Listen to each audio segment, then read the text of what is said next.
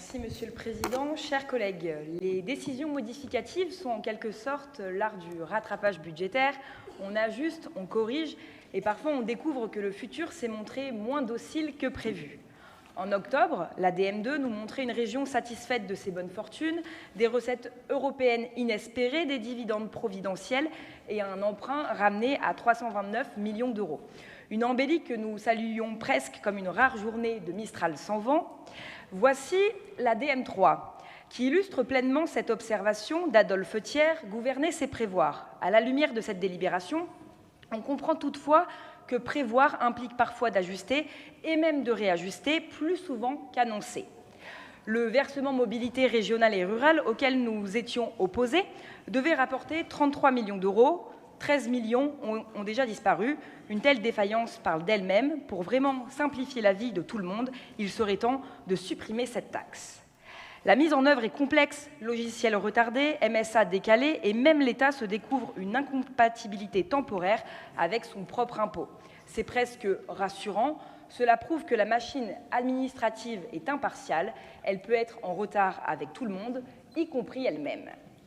Et par un effet miroir, l'empreinte d'équilibre se doit d'être rehaussée, légèrement, certes.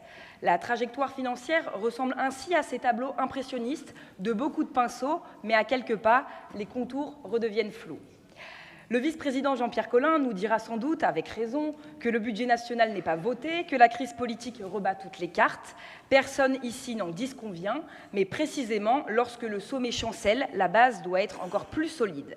Or, ce que vous nous demandez aujourd'hui, c'est de préengager pas moins de 846 millions d'euros de dépenses pour 2026 avant notre débat d'orientation budgétaire et avant même que l'État ne confirme ses dotations.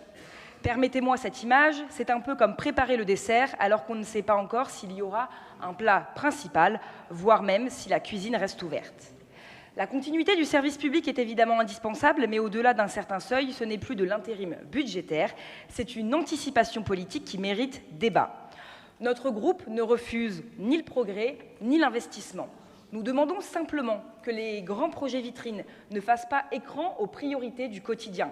Les lycées, la santé, les transports du réel, pas seulement des grands événements. Aussi, nous demandons un calendrier crédible et public pour la montée en charge du versement mobilité, un gel prudent de toute autorisation d'engagement et d'autorisation de programme allant au-delà du nécessaire pour le premier trimestre 2026, et enfin le rétablissement du débat démocratique avant toute nouvelle orientation engageant durablement les finances régionales. Monsieur le Président, chers collègues, malgré tous nos efforts pour saisir pleinement l'esprit de Noël, il semble nous échapper encore un peu, tel un flocon récalcitrant. C'est donc avec la sérénité des veillées d'hiver et la bienveillance d'un sourire de fête que nous voterons contre cette décision modificative. Je vous remercie.